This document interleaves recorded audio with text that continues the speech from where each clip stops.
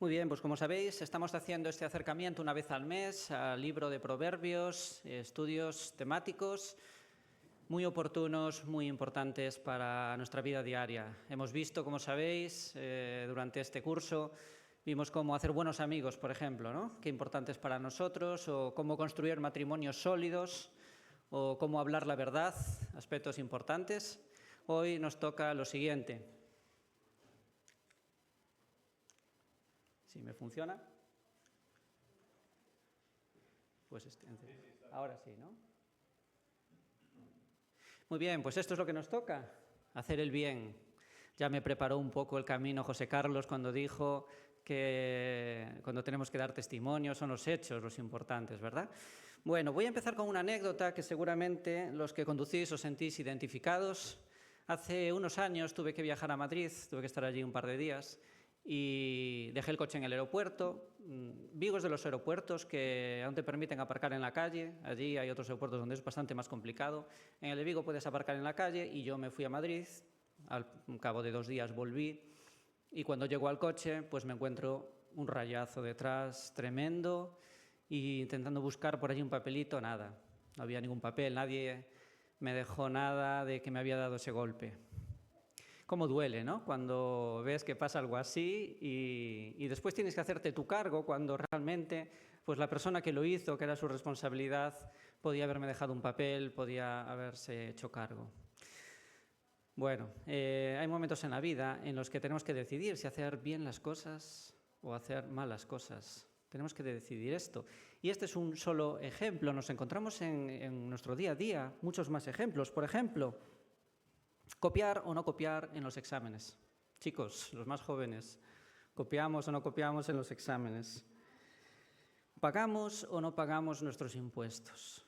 ¿Intentamos evadirlos en la medida de lo posible o cumplimos con nuestras obligaciones fiscales? ¿Obedecer o no obedecer a nuestros padres cuando tenemos la oportunidad y cuando se nos llama a eso? Ir a la velocidad adecuada por la carretera o no tener en cuenta las señales que están ahí y nos da igual ir a nuestra velocidad, a la que nosotros consideremos, etcétera, etcétera, etcétera. Podemos encontrarnos con muchas situaciones en las que tenemos que decidir. Y hay aquí 2 preguntas que son importantes. La primera de ellas es esta: ¿es fácil hacer las cosas bien? ¿Qué es más fácil, hacerlo bien o hacerlo mal? Os llevo al ejemplo que os puse al principio. Lo más fácil, si rasco un coche, mira, me voy para casa. Total, tener que quedarse, poner un papelito, hacer cargo del seguro, tener que llamar, tener que hacer después las gestiones, asumirlo, es mucho más fácil irse. Muchas veces en la vida nos encontramos con esta situación. El que es más fácil, mucho más fácil hacerlo mal. Y eso nos lleva a una segunda pregunta. Y la segunda es, entonces, ¿por qué, si es fácil irse por el buen camino, es decir, por hacerlo mal, que es el más fácil, entonces, ¿por qué hacer las cosas bien? ¿Qué motivos tenemos para hacer las cosas bien? Precisamente el mensaje de hoy va a ser que tengamos buenas razones para hacer las cosas bien. Es importante porque en la medida en que encontremos razones para hacer las cosas bien, entonces después nos será un poquito más fácil hacerlo, si encontramos razones de peso. Y este va a ser el bosquejo. No sé si desde el grupo audiovisual me podéis poner esta pantalla con el mensaje, si no es posible, ¿no? Vale. Muy bien, pues aquí tenemos 3 razones que vamos a ver a través del acercamiento al libro de Proverbios. La primera de ellas tiene que ver con nuestro amor a Dios y lo que decía José, nos identifica como discípulos, nos identifica como seguidores de Dios. En segundo lugar, otra buena razón, el amor, tiene que ver con el amor a los demás. Y es que refleja el amor de Dios a los demás. Vamos a ver esto. En tercer lugar, también ese amor hacia nosotros mismos, porque vamos a ver en tercer lugar y último lugar, que también nos bendice. Realmente Dios nos bendice haciendo el bien. Muy bien, vais a ver, Proverbios es un libro poético. Aquí no podemos agarrarnos a promesas de Dios que veamos en uno de los versículos y eso conlleva que a veces tengamos que ver hacia otras partes de la Escritura, hacia atrás, hacia adelante, ver qué consonancia tiene lo que pone en Proverbios con después lo que se dice en otras partes que le den consistencia. Vais a ver que hoy voy a hablar de Proverbios, pero voy a hacer viajes a lo largo de otras zonas de la Escritura donde vamos a ver la coherencia que pueden llegar a tener esos versículos. Así que empezamos, vamos a ver esta primera razón para hacer las cosas bien. Nos identifica. Dice Proverbios 11:23 que el deseo de los justos es solo el bien, pero la esperanza de los malvados es la ira. Nos muestra esta definición una clara antítesis, dice el deseo, el anhelo, lo que debería de haber en el corazón de los justos, de los buenos, es solo el bien. Ahora, la esperanza, lo que está en el enfoque, en la mira de los malvados es el mal, es la ira. Ahora, ¿quiénes son los justos? ¿Soy yo justo? ¿Eres tú justo, que estás ahí sentado, sentada? ¿Quiénes son los justos? ¿A quién se refiere aquí cuando dice que el deseo de los justos es solo el bien? Pues vamos a ver qué dice la Escritura. Nos dice Pablo en Romanos 3:21 que por sí mismo cualquiera de nosotros, cualquier ser humano, no es justo en sí mismos. Ya desde el primer momento, cuando Dios creó al primer hombre, allí a Adán y Eva, los puso en el jardín del Edén, al principio sí que eran justos, pero Dios les dio una clara prohibición. Les dijo, podéis comer de todo el fruto, de todos los árboles que veáis, menos de uno. De este no podéis comer.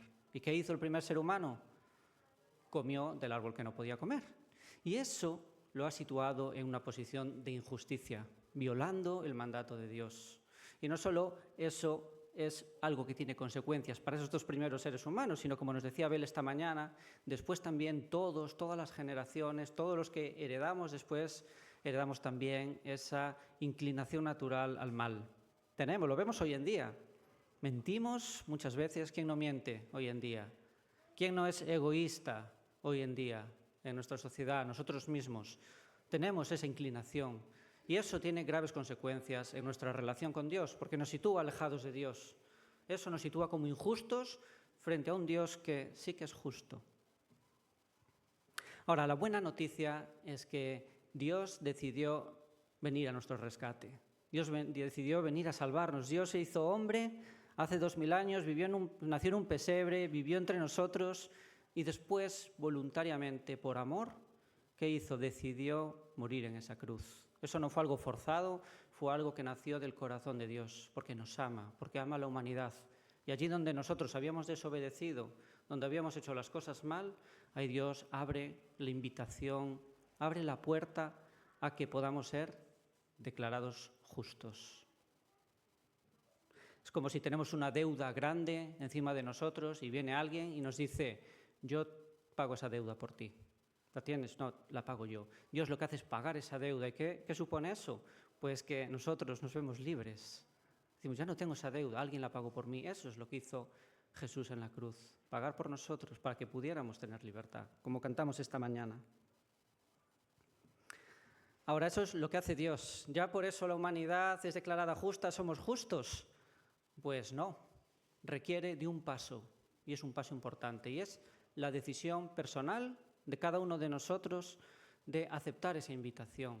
Dios la abre la puerta, invita, pero después si la invitación no la recogemos nosotros, si de forma personal cada uno no decidimos aceptar esa invitación, entonces aún seguimos teniendo la deuda encima.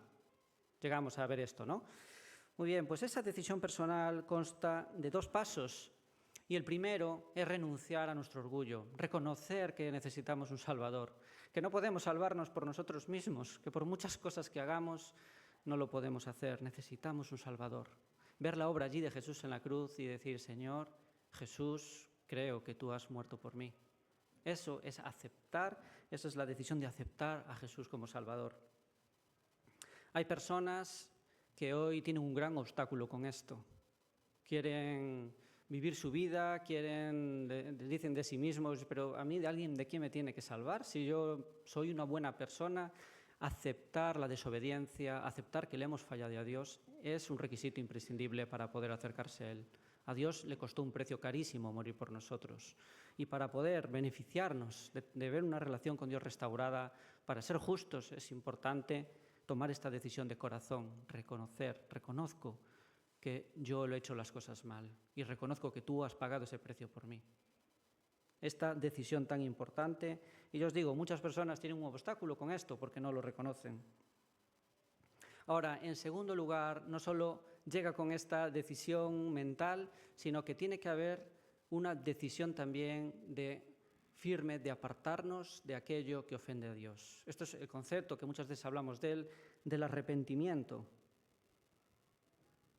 La decisión firme de apartarme del pecado. Por eso cuando nos bautizamos, nos sumergimos del todo, nacemos a una nueva vida.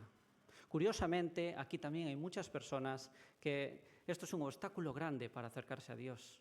Se mantienen alejados de Dios porque ven su vida y dicen, mira, quiero vivir a mi manera. No quiero soltar el timón de mi vida, acercarme a este Dios, prefiero vivir yo con mis cosas.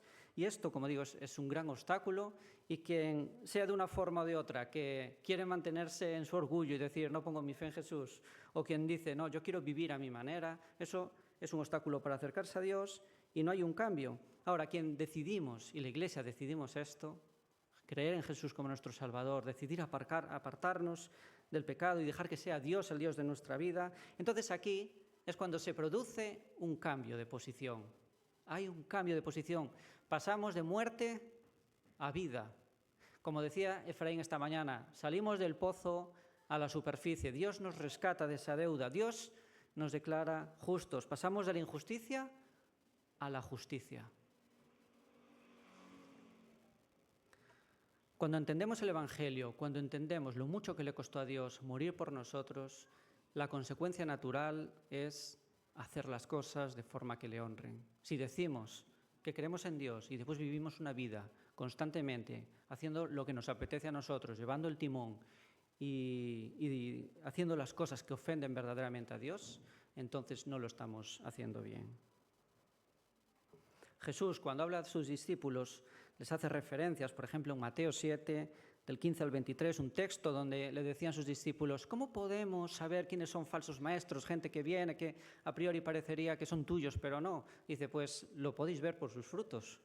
Y pone el ejemplo de los árboles. Ningún peral puede dar manzanas y ningún manzano puede dar peras. Eso es raro.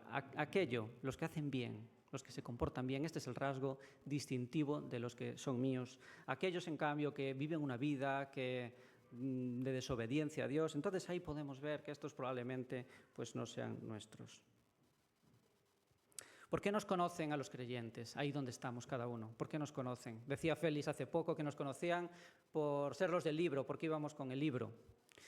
Desde luego, qué importante es que nos conozcan por ser radicales, por ser pioneros, por ser referencias en hacer las cosas bien. Que ese sea el distintivo de que cuando decimos que somos discípulos de Jesús, que la gente vea esto. Que cuando nos vean llegar al retiro, como decía José Carlos, allí que digan, pero estas personas que vienen aquí, ¿son personas radicales, son personas fanáticas? No, son personas que vemos que hacen el bien. Así que qué importante esto cuando vamos en nombre de nuestro Padre, cuando decimos que somos creyentes, que amamos a Dios, que realmente hagamos las cosas bien. Segunda razón para ayudarnos a hacer las cosas bien, el amor a nuestro alrededor, a nuestra sociedad. Hacer las cosas bien lo utiliza Dios para darse a conocer. Proverbios 11:10. Dice así, con el bien de los justos se regocija la ciudad, y cuando perecen los impíos hay gritos de alegría.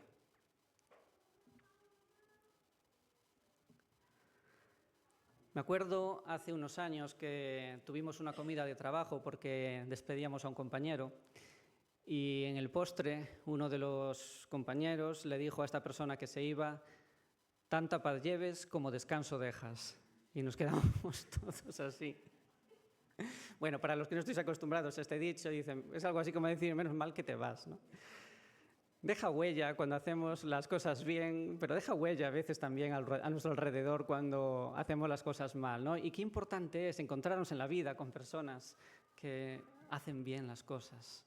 Por ejemplo, cuando en el trabajo alguien te echa una mano sin tener por qué, ¿no? Cuando muestra gracia de esa manera. Hay a veces en el trabajo tenemos cada uno nuestras tareas, pero un día estás atascado con algo y viene alguien y te ayuda y está contigo y te acompaña y también te ayuda a sacar todo adelante. Qué bonito es eso, ¿no? O cuando estamos en la compra y llegamos a la caja, tenemos algo en las manos y de repente el carro que tenemos delante es un carro que está hasta arriba y decimos, bueno, ya me toca media hora de estar esperando aquí y la persona con una sonrisa en la cara te dice, por favor, pasa tú primero y tú, wow. Qué sensación, ¿no? O en el autobús, estás sentado y de repente entra una persona mayor que por supuesto tiene la prioridad por sentado, y muchos van viendo así por la ventana hacia afuera como para no verla, ver quién se levanta, y surge esa persona que se levanta y le dice, por favor, señora, señor, siéntese aquí. Qué bonito es esto, ¿no?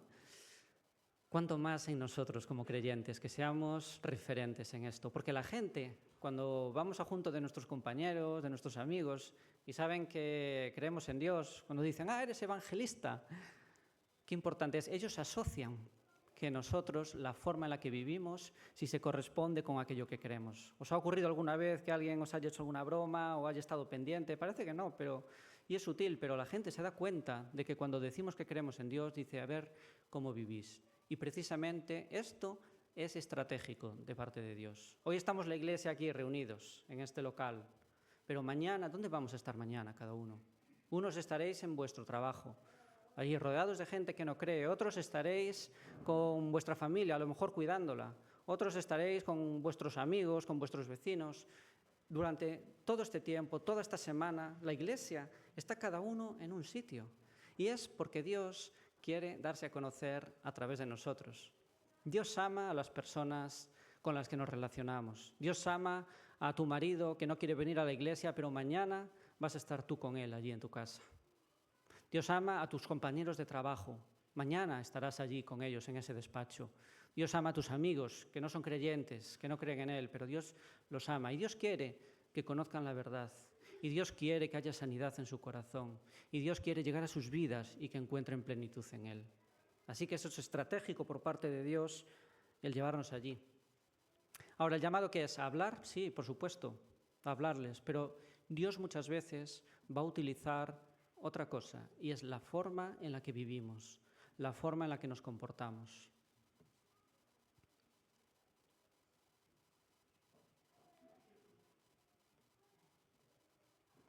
Hay gente que tiene muchas barreras para acercarse a Dios.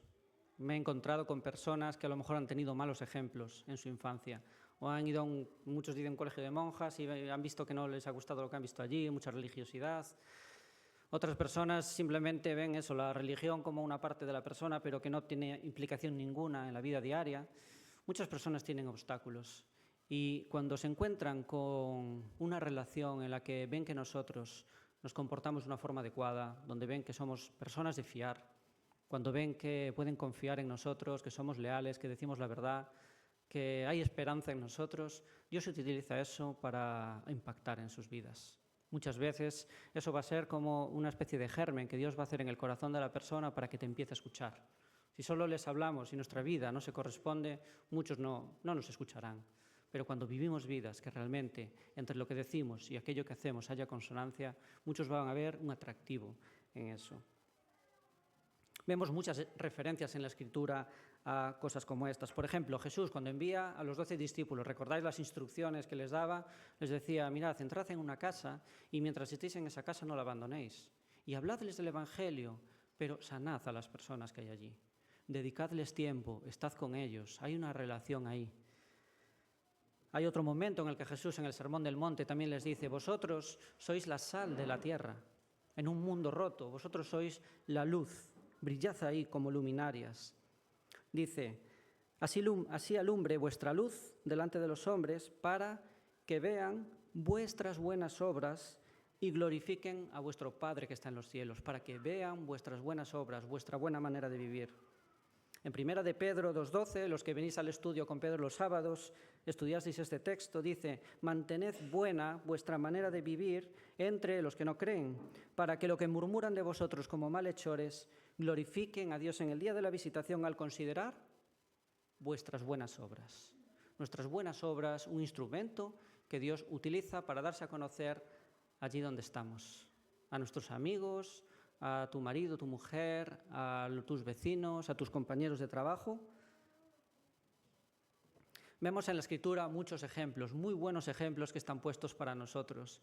Para mí, mi preferido, el más impactante, es José en Egipto. Me encanta el personaje de José. Es una persona que vivió, si recordáis, vendido por sus hermanos como esclavo, yendo a Egipto, a una ciudad extranjera, sin libertad, sirviendo allí a los generales, a Potifar, al general de Faraón, pasando mucho tiempo en la cárcel, injustamente encarcelado, ¿Y cuál era el testimonio de José? José era bendecido por Dios. José estaba allí haciendo las cosas como Dios quería. Vaya ejemplo el de José en una situación que no era nada fácil para él. Vemos más ejemplos, el de Ruth, por ejemplo. No mi mujer, que está aquí, que también. Pero Ruth la moabita con Noemi, cómo impactó allí el sitio al que había llegado con Boz, con todos los jornaleros que estaban allí a su lado, cómo cuidaba de su suegra, qué bien hacía las cosas, qué impacto tuvo ahí. Abigail, la que después fue mujer de David, también en contraste con su marido, que había despertado el enfado de David que iba por él, y cómo Abigail supo también gestionar toda esa situación con mucha sabiduría, con muy buena manera. Qué buenos ejemplos.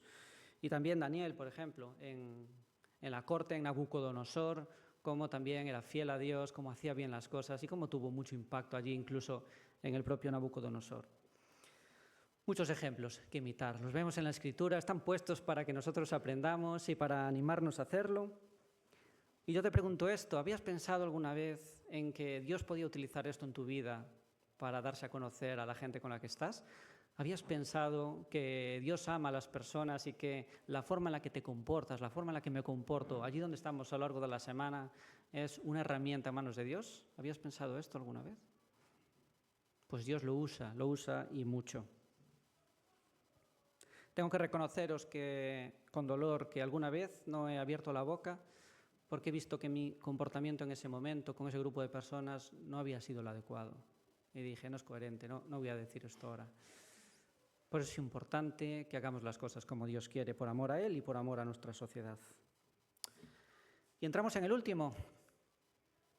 Dios nos bendice. Dios no solo ama a la gente con la que estamos, sino que también a la Iglesia. Dios nos ama, Dios nos bendice, quiere bendecirnos. Y por eso es tan importante hacer las cosas bien, no como una consecuencia, sino como una descripción. Vemos, por ejemplo, versículos como el que veis ahí en pantalla. El hombre será saciado del bien del fruto de su boca y le será pagado según las obras de sus manos. Tenemos otro versículo en Proverbios 19:17 que dice: a Jehová presta el que da al pobre y el bien que ha hecho se lo volverá a pagar. El último versículo, Proverbios 12:2, dice: el bueno alcanzará el favor de Jehová, mas él condenará al hombre de malos pensamientos. Bueno, hay que tener cuidado con versículos como estos. Como decía, Proverbios es un libro poético, no podemos encontrar una promesa directa de Dios de que cuando hagamos algo, Dios de repente ya de la forma en que nosotros queremos nos va a recompensar. Ha habido muy malas interpretaciones, ha habido iglesias, predicadores que han centrado su mensaje en que Dios nos va a premiar mucho después de que nosotros hagamos las cosas para Él, y eso muchas veces ha traído decepción, ha traído un problema de entendimiento con respecto a lo que las personas esperaban y lo que finalmente ha sucedido.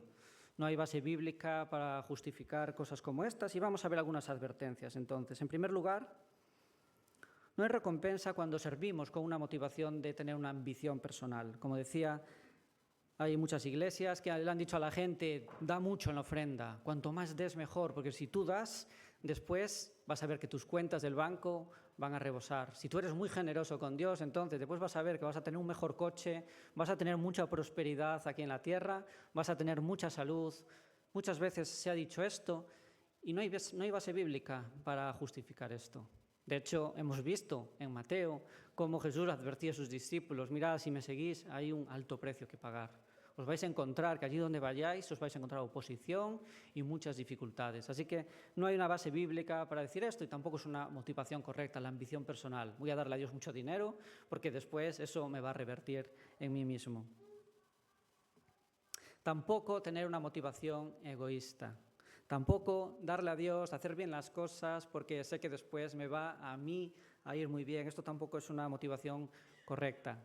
¿Recordáis Simón el mago en Hechos de los Apóstoles que decía, yo quiero eso, yo quiero esos poderes para mí mismo, para poder hacer yo esta magia que estoy haciendo? Y decían los discípulos, esta no es la motivación correcta. También Jesús a sus discípulos les decía, sobre todo a los fariseos, a los religiosos de aquel tiempo, que salían, que ayunaban, dejándolo ver a los demás, oraban fuera para que la gente los viera, o daban limosna a los pobres para que la gente los viera y decir, mira, si vosotros queréis hacerlo así, ya tenéis vuestra recompensa haciendo lo que estáis haciendo de parte de los que os están viendo.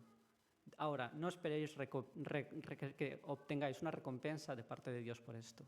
Así que la motivación egoísta tampoco es una motivación que sea adecuada para servir a Dios.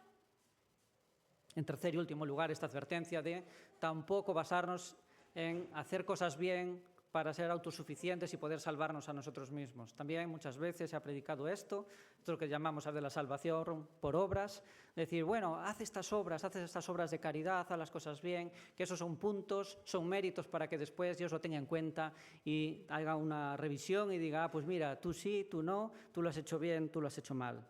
Como hemos visto esta mañana, la salvación es obra de Dios. Es Jesús quien lo ha conseguido en la cruz. No por muchos méritos que podamos hacer, podemos llegar a salvarnos por nosotros mismos. Más bien, es una respuesta a ese sacrificio, a ese amor de Dios, el querer hacer las cosas bien. Haciendo las cosas bien por fe, haciendo las cosas bien por una motivación de amor al Señor. Esa es la motivación correcta. Vemos que Pablo pone en Romanos el buen ejemplo de Abraham, cuando dice, todas las obras que veis que hacía Abraham, las hacía por fe. Y esa fe realmente es después la que trae bendición y dice que por fe se le contó la justicia a Abraham, no porque hubiera hecho las cosas, sino por propia fe. Ahora, dichas estas advertencias con motivaciones que son muy incorrectas, vamos a ver cómo Dios nos bendice y en primer lugar vamos a ver que nos bendice a través del gozo. Hace poco yo le daba a una persona las gracias porque estuvo una tarde entera cuidando de otra persona y le mandé un mensaje y le dije, gracias por haber hecho esta obra. Y su respuesta fue, sí, yo estoy muy bendecida haciéndolo, sí, de verdad, a mí me bendice esto. El gozo es una recompensa de parte de Dios en nuestra vida, es un fruto de Dios en nuestra vida cuando hacemos las cosas bien. El gozo a veces es difícil de explicar, es más fácil experimentarlo, es como el umami, ¿sabéis este nuevo sabor que hay ahora que se llama umami? Es difícil decir cómo es ese sabor, es mucho más fácil experimentarlo. La gente dice, esto sabe a umami, pero ¿y qué es el umami? Pues con el gozo pasa algo parecido. A veces lo traducimos por alegría, lo traducimos por felicidad, por una paz profunda en nuestra vida, pero el gozo es algo que fluye de Dios, es algo que surge en nosotros, una conexión con Dios cuando hacemos las cosas bien. Es antinatural porque hay veces en las que tú te sacrificas, en las que tú dices, bueno, por amor a Dios voy a hacer esto. Voy a poneros algunos ejemplos. Un sábado por la tarde te piden ayuda para decorar aquí la iglesia, que va a ser la hora de Navidad. Tú habías quedado con tus amigos, no te apetece venir, pero dices, mira, hay esa necesidad, voy a ir. Y cuando estás aquí la tarde, estás ayudando y te vas para tu casa, a lo mejor fluye gozo de amar a Dios, de haber hecho las cosas bien. O a lo mejor un domingo por la tarde dices, hay una necesidad de cuidar a una persona, voy a ir yo, voy a orar con esa persona, voy a mostrarle el amor de Dios. Estás allí con esa persona que a priori a lo mejor no te apetecía mucho estar, pero cuando vuelves para casa sientes gozo de haber hecho las cosas como Dios quiere, de haber amado a Dios, haber amado al resto. Domingo por la mañana, culto libre, nos cuesta mucho participar. De forma egoísta yo muchas veces me quedaría sin decir nada, pero esa mañana dices, quiero ayudar a crecer a la gente, quiero acercarlos al Señor, quiero contar algo que me ha ocurrido y te sudan las manos y te levantas con dificultad, cuentas algo porque amas a Dios, porque amas a la congregación y cuando te sientas a lo mejor fluye gozo. El gozo es un fruto del Espíritu que está ahí para ayudarnos, para bendecirnos, para mostrarnos también aquellas cosas que alegran al Señor. Una forma de bendecir a su iglesia, a Dios, a través del gozo. En segundo lugar, también cuando hacemos las cosas bien, Dios nos bendice porque evita que tropecemos. Evita que tropecemos. A mí me gusta mucho hacer snowboard. Está lejos, ahora es bastante difícil ir, ¿no? Pero cuando iba con mis amigos, íbamos a la nieve, subías arriba a las pistas y cuando estabas en las pistas están todas balizadas y el estar balizadas y cuando ibas por dentro tú sabías que era una zona segura. Tú ibas por dentro, sabías que alguien se había preocupado de allanar la nieve, de quitar obstáculos, rocas, piedras que pudiera haber por el camino. Entonces ibas bajando y, hombre, te podrías hacer daño si te caes, pero sabes que estabas en una zona segura. Era una zona de seguridad, balizada y controlada. Ahora, cuando mis amigos y yo nos íbamos por fuera pistas, que se llama, que es fuera de los balizamientos, sobre todo cuando acaba de caer la nieve, que la nieve parece como algodón, entonces nos encantaba ir por ahí porque te vas deslizando y a priori parece muy atractivo, pero realmente es una zona insegura, es una zona de peligro. No sabes qué rocas va a haber debajo, no sabes si hay una rama, no sabes si hay un agujero en el que te vas a quedar enterrado y te puede pasar algo, y eso hay que saberlo.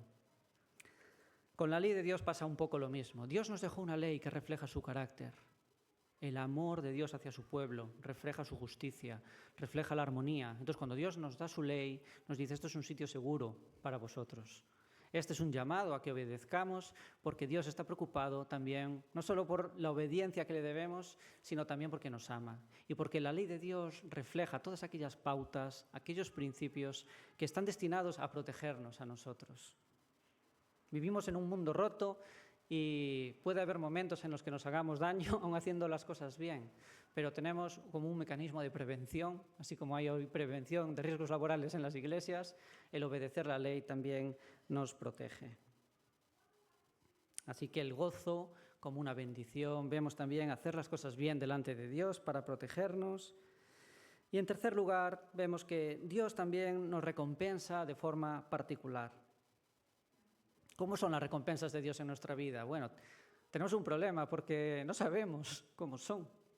Ahora, sí que vemos que hay recompensas en nuestra vida cuando hacemos las cosas bien por amor a Él.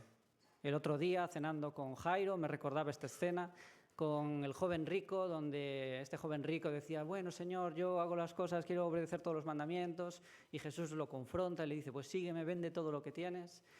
Y después Jesús va a hacer una reflexión, va a decir, no hay nadie que haya dejado a su padre, a su madre, todas aquellas cosas que valora y que en esta vida no reciba 100 veces más. Hay promesas de Dios cuando hacemos las cosas bien en nuestra vida.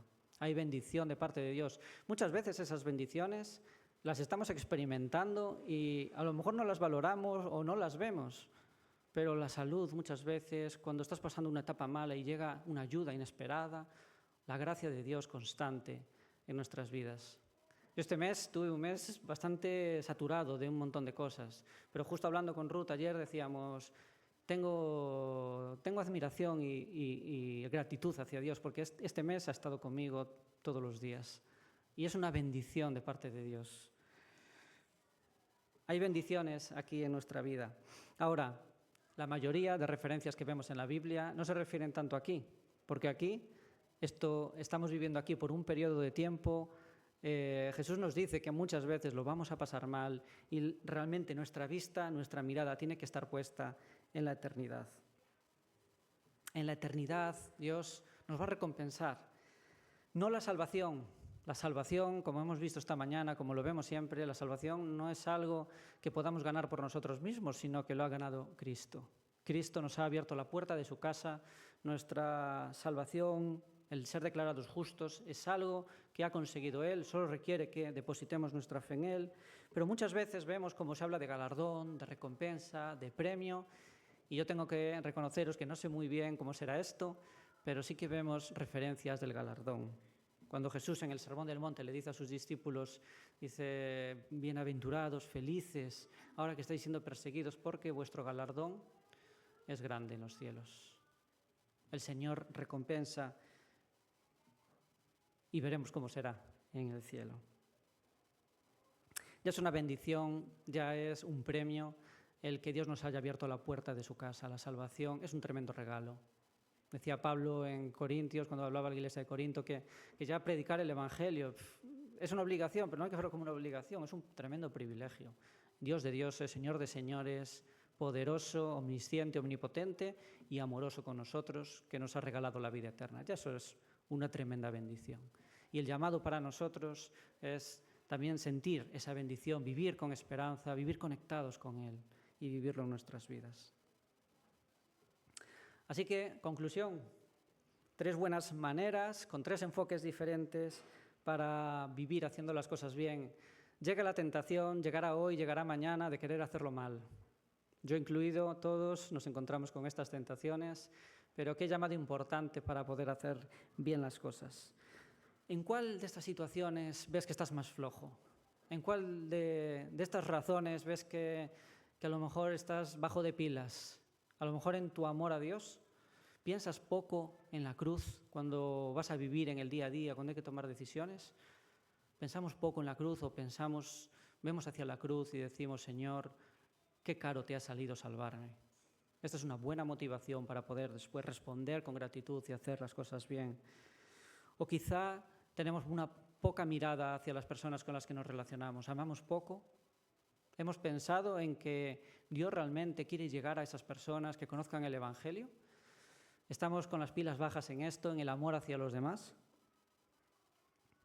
O quizá hacia nosotros mismos. No vemos bendición o no te hemos tenido en cuenta como una buena razón el experimentar esta bendición de parte de Dios, de vivir conectados con Dios. Antes, al principio, comentaba también esta posibilidad de que Dios abre la puerta a declararnos justos.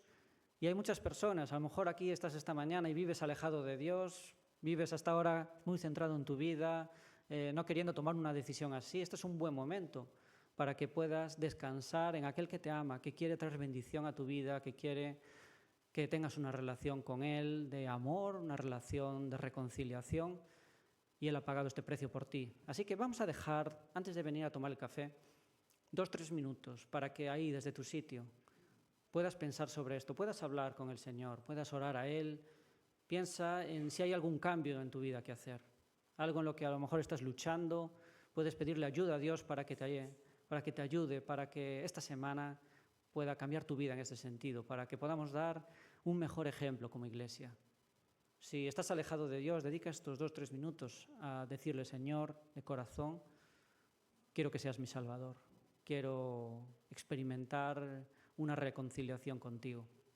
Si no sabes cómo hacerlo, habla conmigo después. Podemos orar juntos por esto.